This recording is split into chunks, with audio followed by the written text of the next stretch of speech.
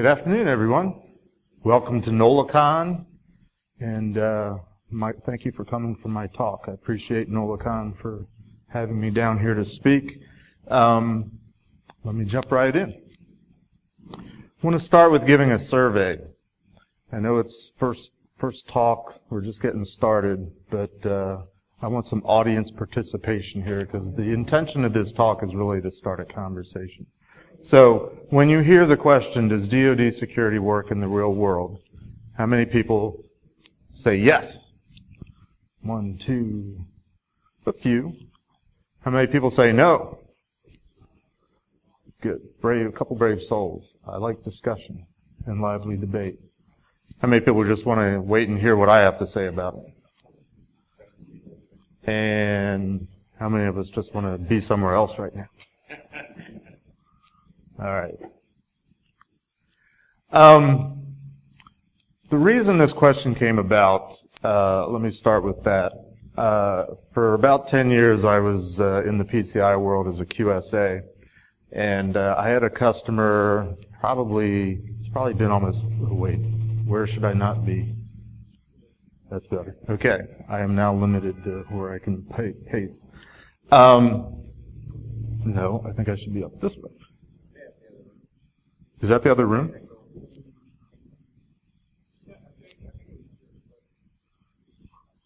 All right. Yeah. I'm going to stand right here. I had a customer, probably been almost 10 years ago. We were having a discussion one afternoon about encryption, the requirement in the PCI data security standard that says if you have data at rest, you need to protect it in some way. And this was a major retailer. You've heard of them. You've probably shopped there. They actually were one of the companies that had been a victim of a major breach back in the late 2000s. And being a retailer and being only recently connected to the internet, relatively recently, they didn't have a whole lot of security expertise, as you might imagine. They didn't have a lot of institutional knowledge. So we spent the better part of an afternoon just kind of going through this requirement, and I was kind of explaining to them what it all meant and you know what it meant to do encryption and all the other different options. And at some point in the discussion, the person that I was speaking to said to me, yeah, but we don't need DoD level security because we just sell women's clothing, whatever it was. And that really has stuck with me for most of the last 10 years because it always kind of bothered me that this person just kind of casually cast off all this useful institutional knowledge that I had about cryptography and encryption and just kind of dismissed it as, yeah, but we don't need DoD level security.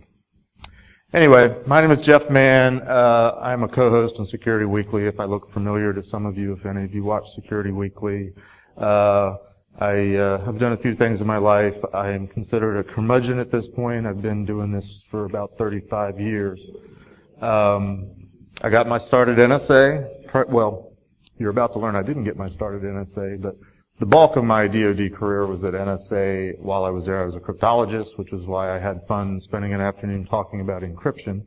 And got out about 20 years ago, and I've been a consultant in the private sector ever since. Started out as a pen tester doing red teaming, moved into a few other things, ended up doing PCI. I call it PCI purgatory for about 10 years. And the last couple of years, I was working for a software vendor.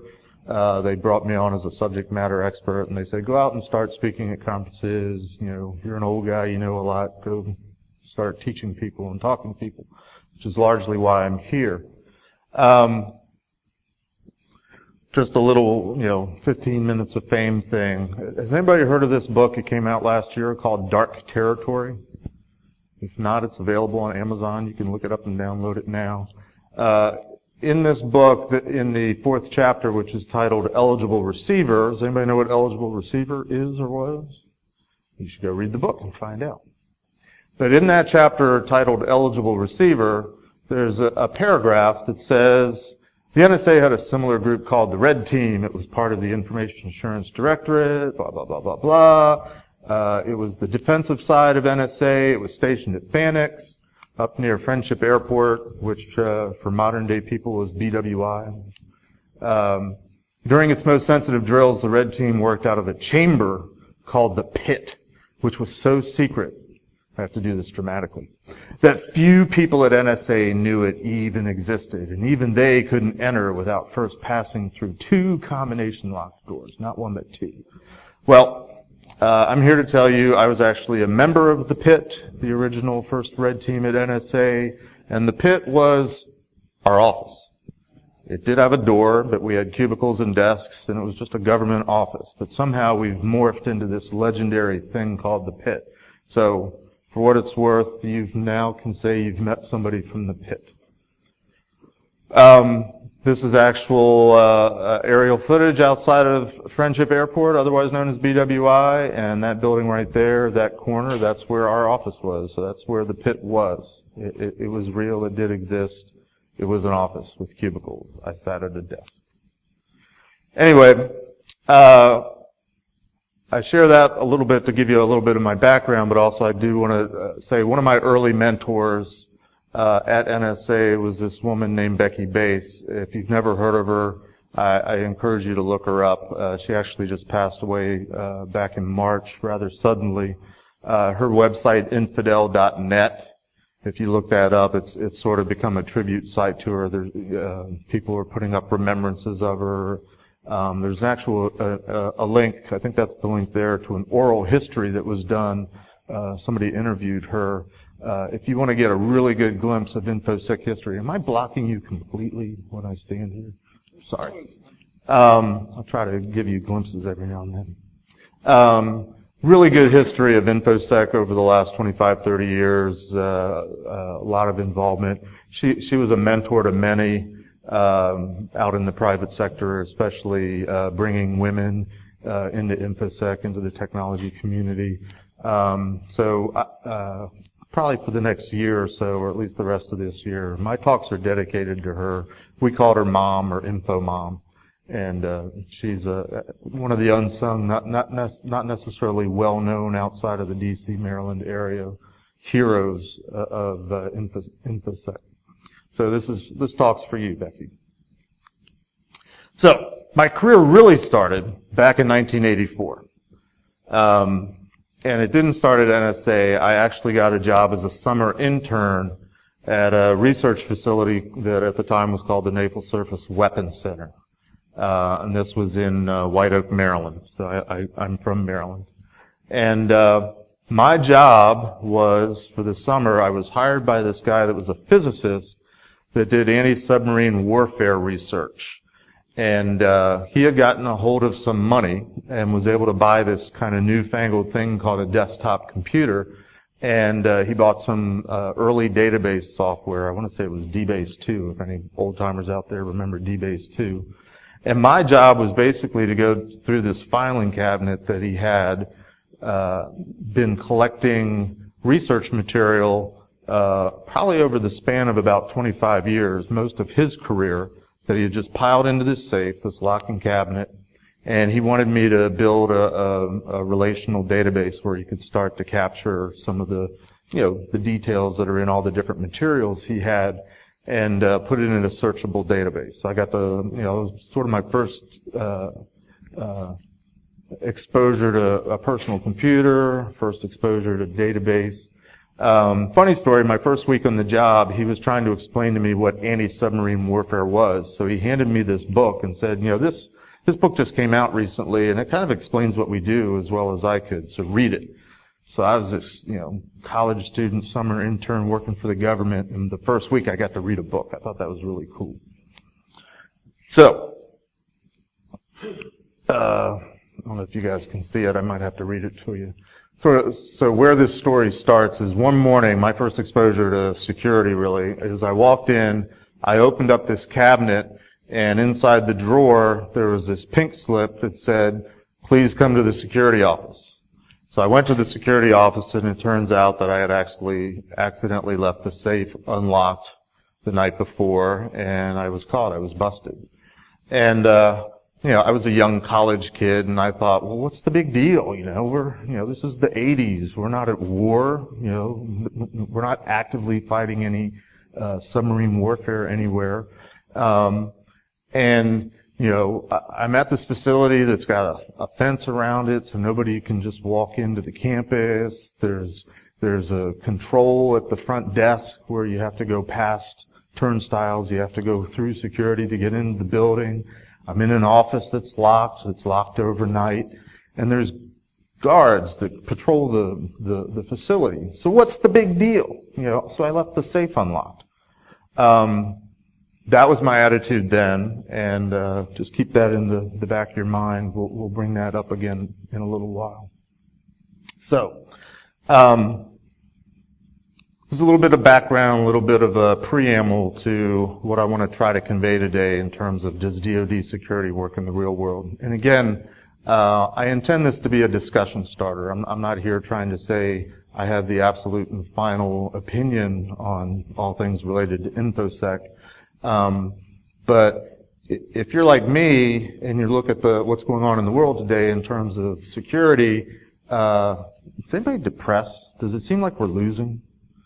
I get depressed a lot. I'm not clinically depressed, but I get irritated that I've got 35 years of experience and I try to teach people about security, and we somehow as a community and as an industry don't seem to be advancing things sometimes. We don't seem to be helping sometimes because time and time again companies are being confronted with issues and breaches and problems. So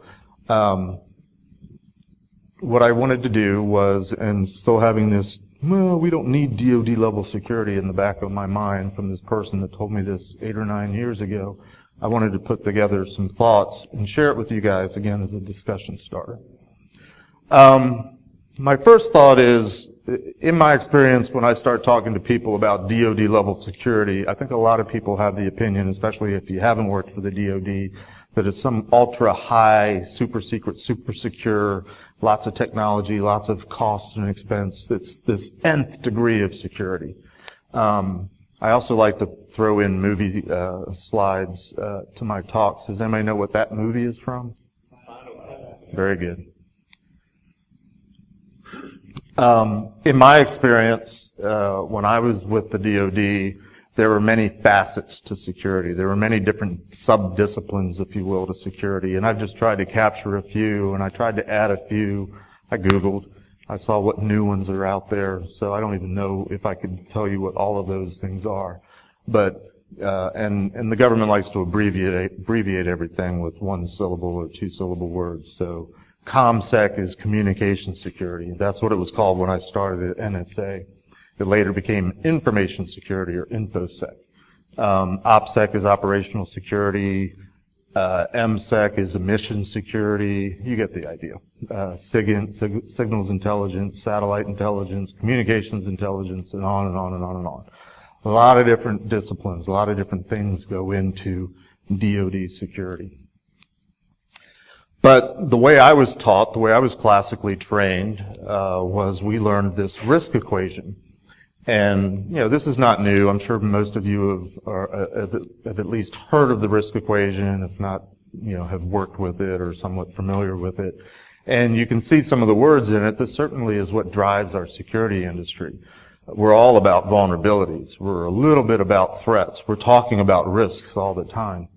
But the basic risk equation is you have this concept of if you're an organization, if you're an entity, if you're a country, if you're the DoD, the military, you have something that is at risk. There is some sort of risk to you. And that risk can be measured, and there's 1,000 different algorithms and calculations you can do. None of them are perfect, so I just try to simplify it. But risk is some sort of combination of the vulnerabilities that are present within your environment, the threats that are coming against your organization, and this combination is hopefully reduced by whatever you do in terms of security, what we used to call countermeasures. So, very simplistic algorithm, very simplistic equation, but the idea is you're trying to reduce risk, lower risk. And you have three options. You either reduce vulnerabilities, you reduce the threat, or you apply more countermeasures. Makes sense, right? As I was putting this together, it occurred to me the risk equation as it applies to the DoD, risk is most often in reference to human life. Whether it's a branch of the military and you're trying to determine what the risk of deploying forces are, if, in terms of national security, it might be a risk to citizens, it might be a risk to, diplomats and citizens that are deployed abroad. But essentially, and I'm probably overgeneralizing a little bit, but essentially risk in the sense of the DoD, in the sense of national security, in the sense of defense of our country, can be thought of mostly in terms of human life. And because of that, the approach that I learned to security in the DoD was not so much at all, no costs, there was no limitation to budget, but it was sort of like that. It didn't matter what the cost was associated with it. It didn't matter what the budgets were. We had to do security a certain way. We had to do security right. We had to do security to a certain degree. And all those elements that I showed you and more were involved in it. The way I was taught the equation, vulnerabilities, I go to conferences and trade shows all the time, and especially when I see vendors splashing the big screens, the banners saying they do vulnerability or they do threat, I'll go up and ask them, what is a vulnerability? Try it yourself sometimes. See what kind of different answers you get. Or even better, what's a threat? I was trained that vulnerability is a weakness. Period. Leave it at that. Don't get into details. It's a weakness.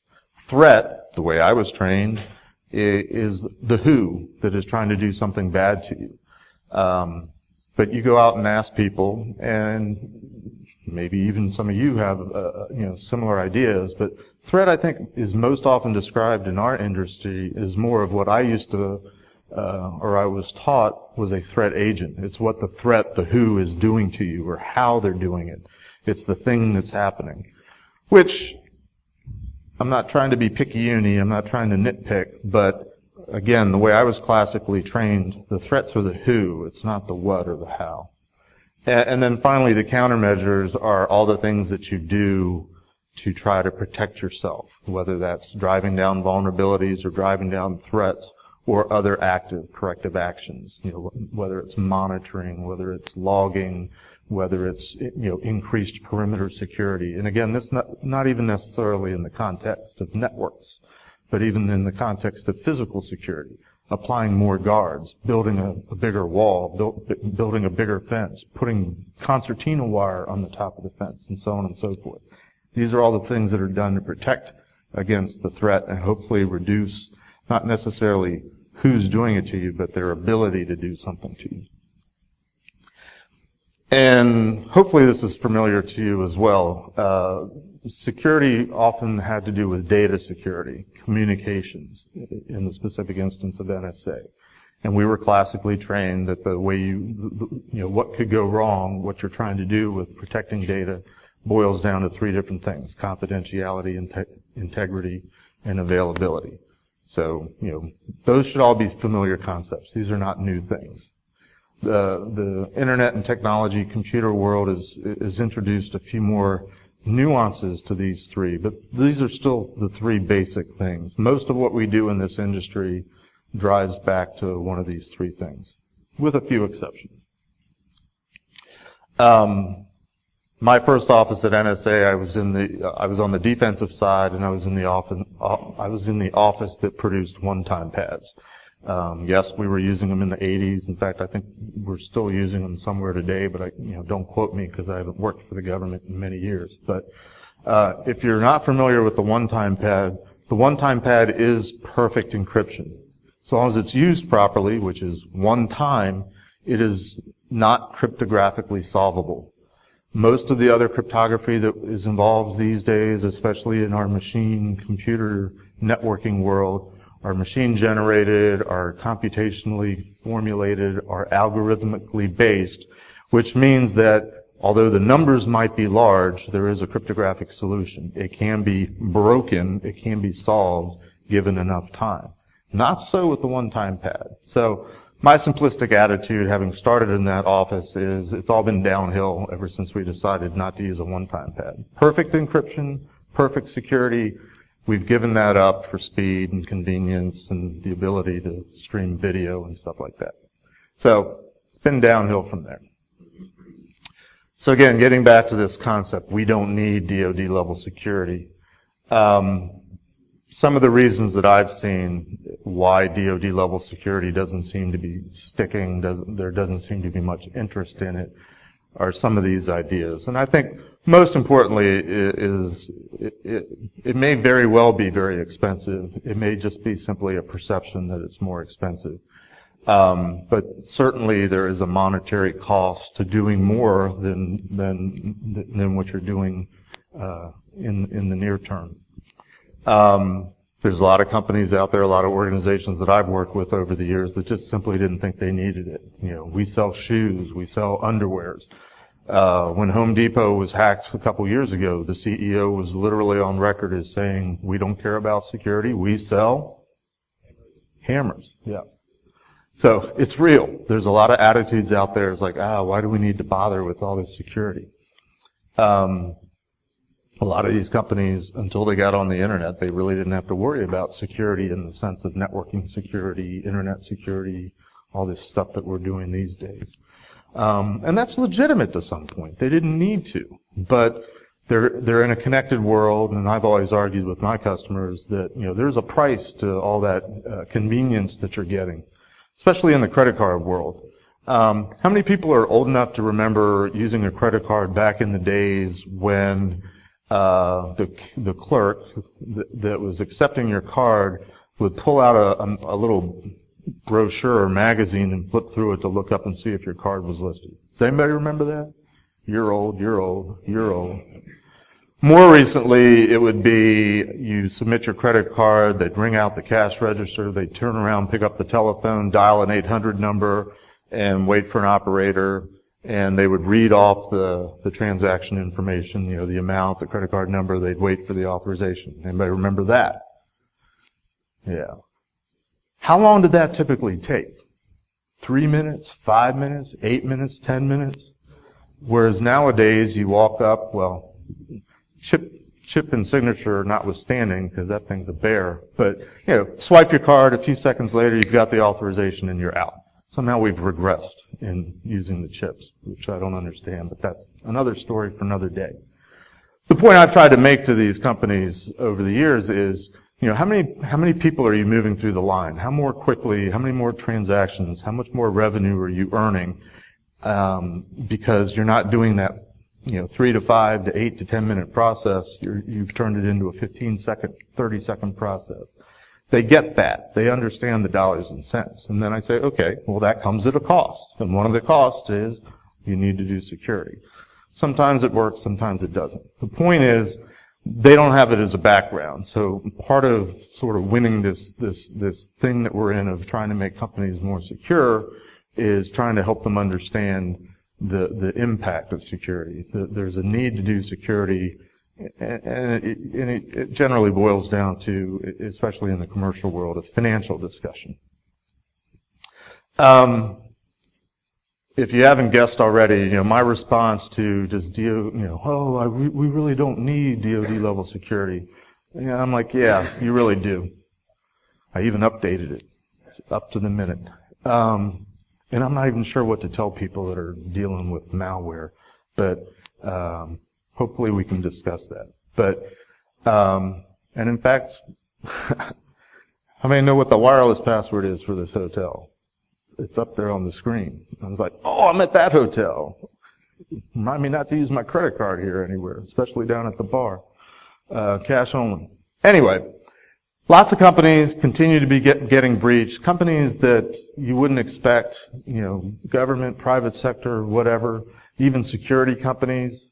It just seems to be going on and on and on. Target was interesting because in the PCI world, the last PCI organization I was working for, we were actually negotiating to be the assessors for Target. And they actually had a really good reputation for having a security staff, a rather large security staff. They had invested in the technology. They were doing all the right things. They were taking security and the standards seriously. And they got popped in an egregious way. And it turns out that they were missing a few things. And I think some of the things that they're missing goes back to the point that I'm hoping to make is there's something missing when you don't sort of have this mindset, this attitude about security. So let's move on. Why I think networks are insecure, why I think organizations continue to lose, continue to be breached, is because essentially, too often, especially in the commercial world, companies want to fast forward to the bottom line. Just tell me, what do I have to buy? Where do I need to put it? How much is it going to cost? And then they make their decision.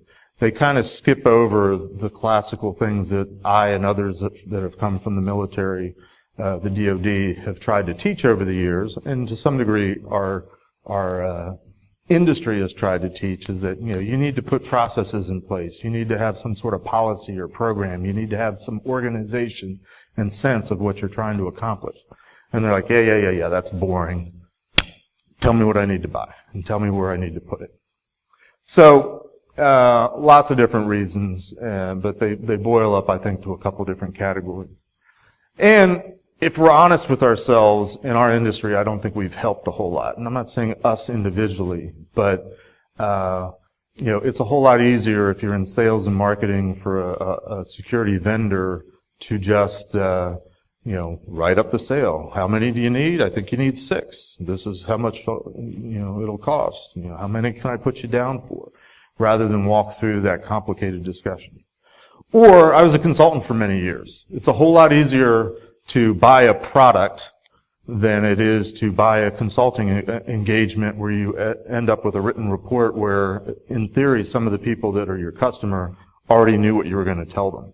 In fact, very often as a consultant, I would go in and say to certain people, even in the PCI times, what are you telling your management that they're not hearing? Because, especially with PCI, I said, I've got this cool cape that I wear, it says PCI, and your management will listen, because if it gets labeled PCI, they're going to do it. They're going to write the check just to make it go away. That was one of the ways I was able to win friends with IT and information security people. But it's not about the customers. It's about us. Again, using PCI as an example. Roughly 99% of the companies in the world that have to do PCI don't talk to a QSA, and yet the whole PCI ecosystem is hinged on the security expert being the QSA, and if you have a question, ask your QSA. If you're not sure of something, if you need an interpretation, if you need a risk-based conclusion drawn, ask your QSA. That's great if you're engaged with a QSA, but literally 99% of the companies out there don't talk to a QSA. Who are they left to talk to? Vendors. Vendors, in case you haven't figured it out yet, lie. Vendors, and I used to say that all the time, and I've learned, having worked for a vendor, that they're not always shamelessly lying. Sometimes they're just ignorant and unaware, and they don't know anything more than the customer, so they're just spouting off the buzzwords and the marketing pitches and the buyer personas and the use cases. There's this collective lack of understanding and knowledge in why are we doing this? What's this all about? And that's, I guess, what I'm trying to hammer home more than anything. So, just a few lessons of what I think we can do in terms of looking at DoD level security. There's probably more, and again, feel free to disagree with me, but these are some areas that I've thought about that I think we've sort of skipped or omitted or not emphasized enough as we try to do this thing we call InfoSec in today's world.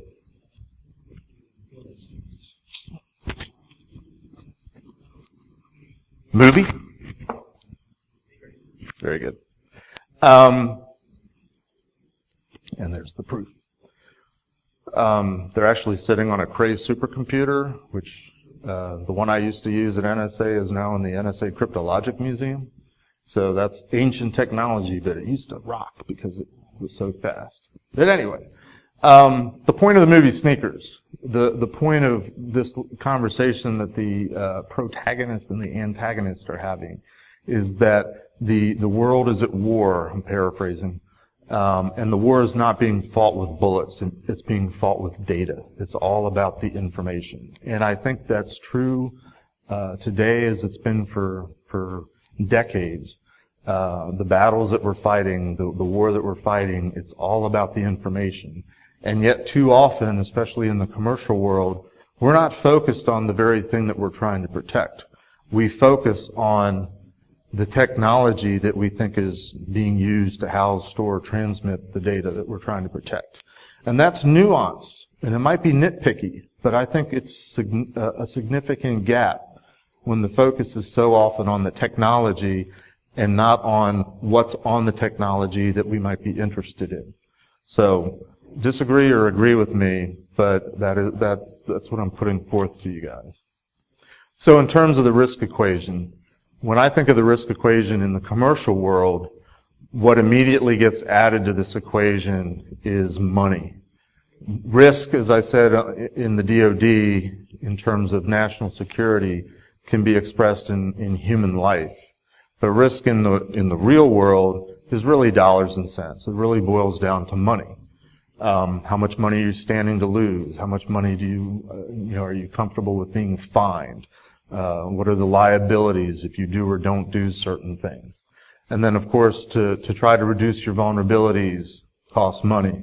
To try to do something about your threats costs money. All the countermeasures that we do counts money. But because it's all about data, what I'm proposing is you need to understand the value of the data that you're trying to protect. In the DoD, in the military, in the government, there's this concept of data classification. Not a new concept. A lot of companies understand this, and they know that they have to do it because of whatever regulatory standard. But in the DoD, there is a big difference between secret, top secret, confidential. These were very distinct classifications that had very distinct differences in terms of data handling, data storage, data retention, that aren't, in my experience, matched in the commercial world. More often than not, when I've been out at a customer site and they are required to do data classification, it's sort of binary. It's company confidential or unclassified, we don't care about it. And so they could have lots of different types of data that they care about, but they just kind of lump it into one category. In the government, the best way that I can give you an analogy, and I'm just going to talk about it because I don't have a picture, is in the way that it was explained to me, and especially in terms of sort of the life expectancy, the value of data in terms of how long it's valuable data, was top secret information that has to be protected forever. Most often, what is secret about this, and gosh, this might have been in the news in the last couple days or weeks, so think about this as you listen to media reports. Top secret information very often is classified at that level, not because of the data itself, but because of how that data was obtained, what we call methods and sources. It's who knows that data, how many people in the world know that data, and or how was that data conveyed, in what circumstance. Sometimes it might be a conversation between 2 or 3 people inside a conference room in a certain building in a certain nation state that isn't ours. And if it was revealed that that information was known by us, you would make the logical conclusion of one or two things. Either the room was bugged, or somebody in that room is an agent, is a spy. So in the old days, very often if that information was discovered and they didn't find bugs, people ended up missing. So again, it was a human life thing. So the top secret concept is, again, more often the methods and sources, how the information was obtained. Now, another example might be secret information. Again, the analogy that I was given when I was learning this was, think of a battlefield, and you've got a unit that's being pinned down by enemy gunfire, there's a machine gun nest, there's mortar fire, and so they want to call in an airstrike. It's critical when they're calling in that airstrike to give the right coordinates. And back in those days, it was latitude and longitude. Nowadays, I'm sure they use GPS, and we got the drones and everything. But think Korea, think Vietnam, think early things in the desert. You call in an airstrike, it's really, really important that you get the coordinates right, so the bombs are dropping on the bad guy or the drones hitting the bad guy. But 30 minutes later, once the airstrike has come in, the fact that you were sending out those coordinates, it's not really that important. So the life expectancy is very short, and that drives down the classification. My point of all that is we don't really, in the commercial world, spend a whole lot of time distinguishing data and figuring out what the value is in terms of confidentiality, integrity, and availability. We tend to just blanket everything. We've got to protect the whole network, but we've got to protect everything at the same degree, to whatever degree we think is appropriate. We've got to eliminate all the vulnerabilities without understanding that this server over here, and of course it's now in the cloud, has vital research and development data that's under government contract, and it's vital to national security interests versus payroll for our employees, versus customer information that we're collecting. Different types of data, different types of sensitivities, criticalities, different types of values, and yet we don't in the commercial world seem to divide and conquer and understand what it is we're protecting. We just do this blanket, the network needs to be secure, and it's not. It's bad, gloom and doom. Another concept is what used to be called security in depth. We would call it more likely segmentation or isolation in today's networking world. But this is an aerial photograph of a city that was constructed in the 1500s. So the idea of layered protection is not new. This goes back 500 years. But I mean, if you think about when were the first castles with moats built, the idea of layers of protection is thousands of years old. And it's really a military construct. It's a military strategy for warfare that we've applied to the network. Is that good or bad? I don't know. But this is a typical network, at least a couple years ago, for one of my PCI customers that were trying to go through the idea of segmentation because they knew if they could isolate the systems that had the credit card data, they'd only have to follow the security rules for those systems and not worry about everything else, which I personally think is a bad idea.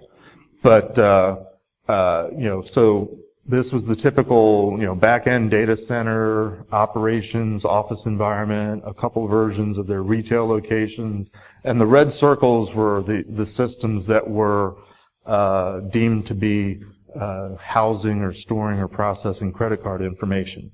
That doesn't look a whole lot like that to me.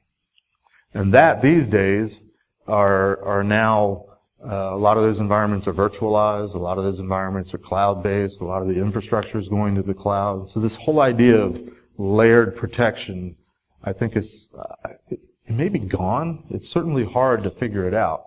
But I do agree that there's this idea of adding layers of security to your most sensitive data. The way we were taught was for the security of some systems or some data, it wasn't so much add the layers of protection so a bad guy could never get to it. It was make it more trouble than it's worth. Make it more expensive for the bad guy, and for us the bad guy was other nation states, to bother with trying to get at this particular set of data, this particular set of information. We actually used to evaluate systems, because I worked on the defensive side. We would evaluate the security of systems based on the projected cost of what it would take to break the system, because it's machine made, so it's computationally feasible. We would calculate the cost and compare that to what used to be the GNP, which is now usually the GDP, which is how you measure the economic wealth of a country, which again is another discussion. It used to be GNP. We would calculate it against a certain nation state's GNP and say, are they going to spend that much money to try to get to this data, yes or no? If the answer was no, we were done, move on. It wasn't necessarily perfect security.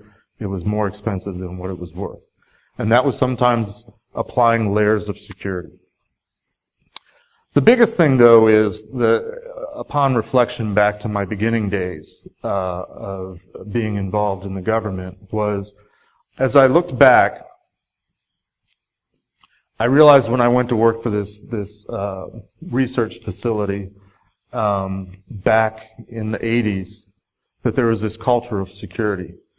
And while there was perimeter fences, there was also other processes and things associated with the perimeter fences. You know, like barbed wire, like cameras, like a roving guard. The front desk, it seemed kind of silly at times, but at various times over the years, if there was a guard at the desk, they were supposed to be looking at your picture badge. And, you know, we would, you know, at various facilities I worked for, we would occasionally try to get by with each other's badge to see if the guard was paying attention. And sometimes it worked and sometimes it didn't, and more often it worked. So at various times, you know, of heightened security, DEFCON 3 or 4 or 5, the guards were required to touch the badge to make sure that they were really touching it in hopes that they were looking at it more carefully. But then the guards would get I think they would rip them off of radios, these telescoping antenna things, wands, pointers, so they could reach out and touch the badge because they didn't want to move from their spot. But there was also strategies employed where the guards were rotated all the time because they wanted to prevent somebody saying, "Hey, Joe, come on in. I've seen you every day for the last, 16 years. Come on in," not knowing you'd been fired the day before. There were layers, there were strategies, there was processes with each step along the way. You know, changing the locks on the doors periodically, making it a longer combination, that type of thing. Having the guards roaming the halls. Everything was a culture of security, but more important than all the processes and procedures, everybody understood the mission, because the mission of the organization in and of itself was security, which I grant you doesn't exist often in the commercial world. But I think, and I'm hopeful that it's something that can be taught and something that can be trained to more companies, is to have this attitude, this mindset of, we're in business, yes, we sell women's clothing, but we're selling women's clothing in a connected world, and we deal in certain type of information between our company and our customers that has value, and we need to understand that value and understand it needs to be protected and protected in a manner that's appropriate for whatever risk we want to take, given the liabilities, given the limitations, given our our bottom line, our budgets, and so forth. But more than just taking the 30-minute security awareness training course once a year and snickering at the stupid video that you watch because somebody went out and bought some new. And if anybody produces these things, I apologize, but I've had to evaluate a lot of these security awareness training courses over the year, and I take them as often as possible. And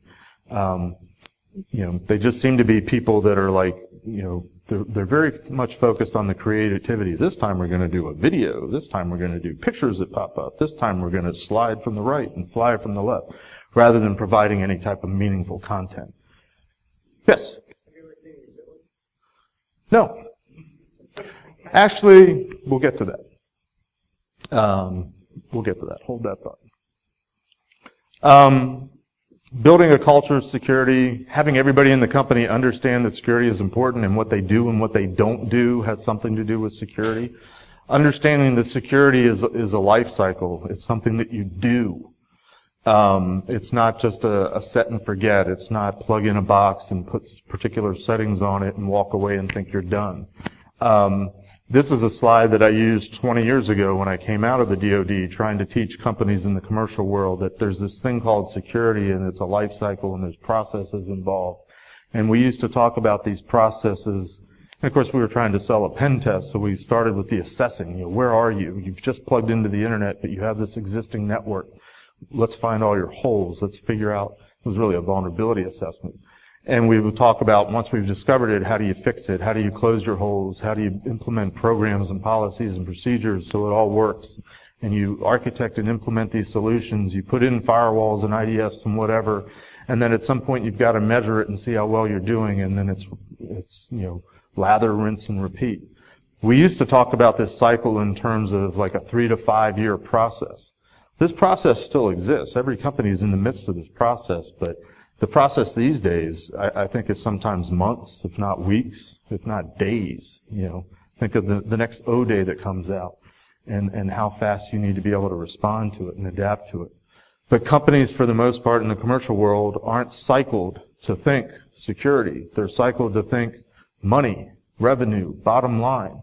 It's not part of the culture. It's not built into the fabric of the company. There's been attempts by the government to put out, frameworks and various standards, the NIST cybersecurity framework being one of the recent ones. Notice that there's, at least I see, there's a lot of similarities between what they're putting out in terms of sort of the major steps, the major processes, and what we were talking about 20, 25 years ago. Variations on a theme, but there's a process involved, and that's what is largely trying to be taught. You need to know where you are. You need to have policies and strategies. You need to have this culture of security built into companies. And we as practitioners, if not for our own company, if we're in a role where we talk to other companies as customers, we need to teach this. We need to hammer this home. We need to build this in, because I think this is more than any technical solution, any strategy, any new box or widget or blinky thing that you put out there is what's really going to make a difference ultimately. And I'm a dying breed, and you can disagree with me, but that's sort of my last stance. The DoD, anybody know what this is? It's called the Rainbow Series. A very comprehensive series of guides that were put out. The first one was the Orange Book, which I think was published in '83, which was how to secure a computer on a network, and very detailed, very granular. Every aspect, everything you could possibly think of. Everybody that used to have to deal with it laughed because it was very comprehensive, but everybody conceded nobody's ever going to be able to do this because there's just too much here.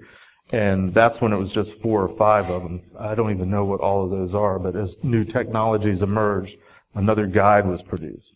So the DoD gave us that, but, and I apologize you can't see this. I saw this on LinkedIn probably 2 months ago. Somebody mapped it out. You can find it if you Google CISO Mind Map.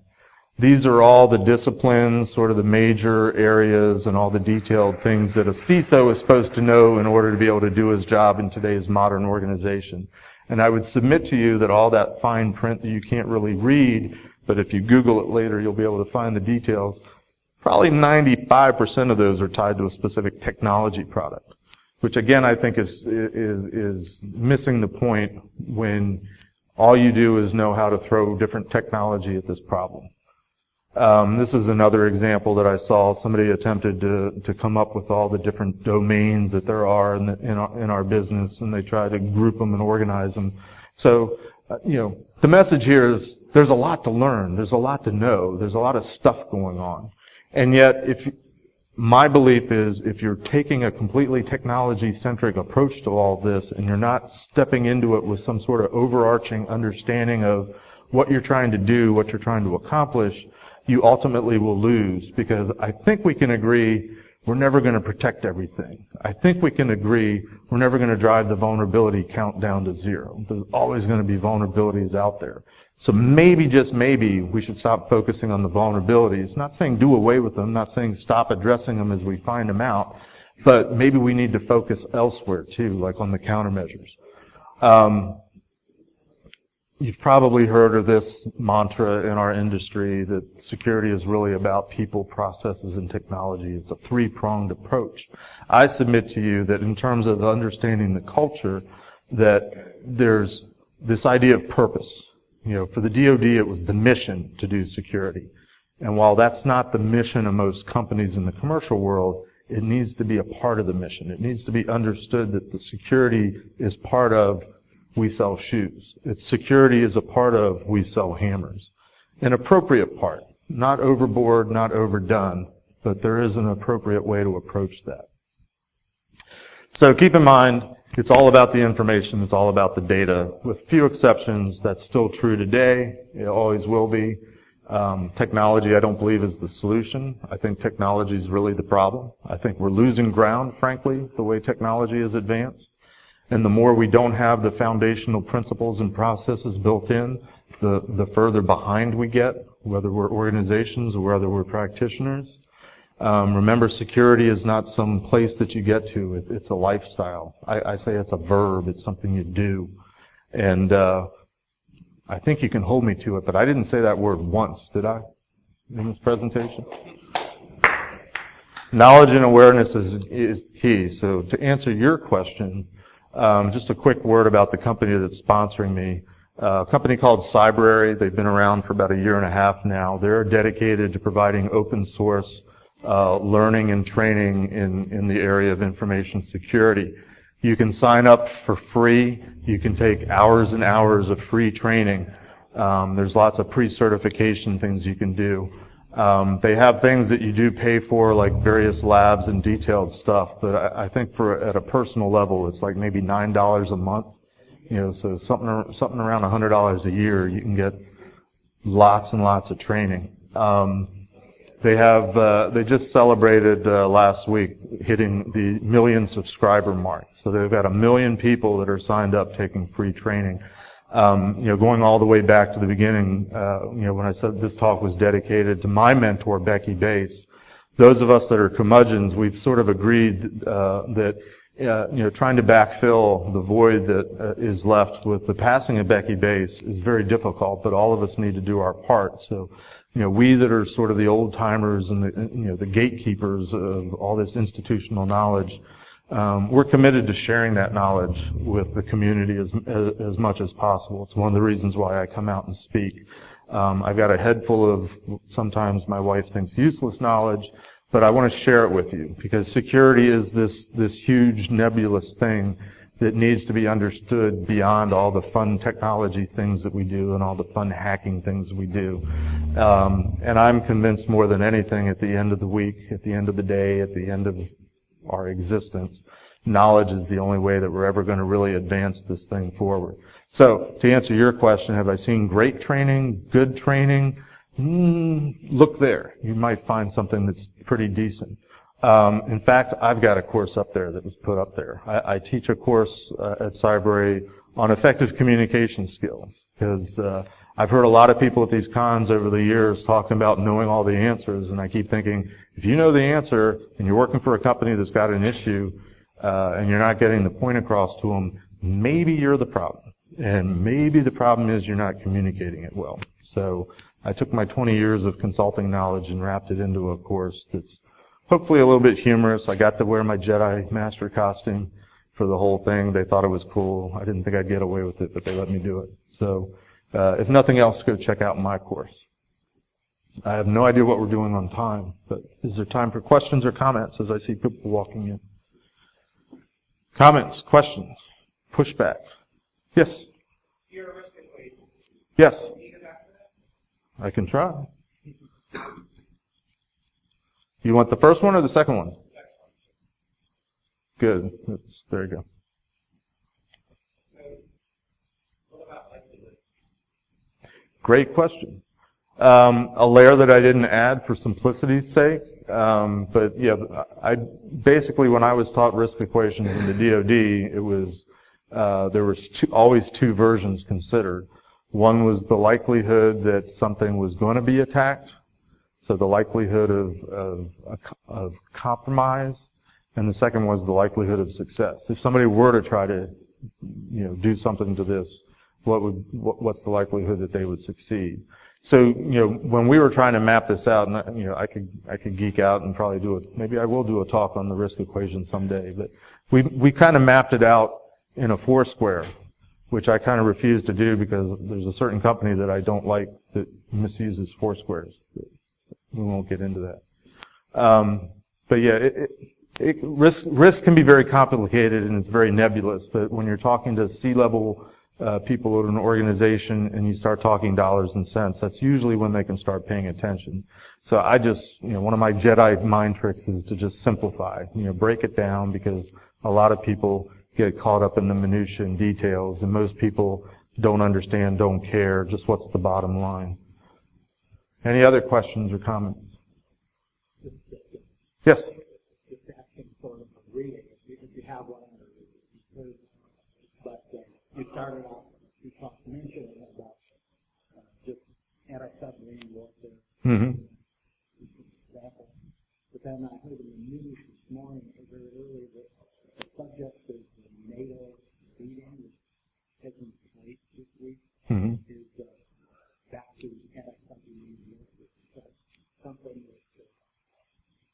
So the question for the recording is, there's something in the news this week with NATO talking about anti-submarine warfare, that's back in the news again. Submarines carry nukes. So I'm not familiar with, the details, but my guess is it's because submarines carry nukes that they're in the news again. With the people in the room, I'm thinking my time is up. So thank you, everyone, and enjoy your conference. It was long and prosperous. And I've got stickers if you want them. I've got some Cyber stickers and some Security Weekly Hack Naked stickers up here.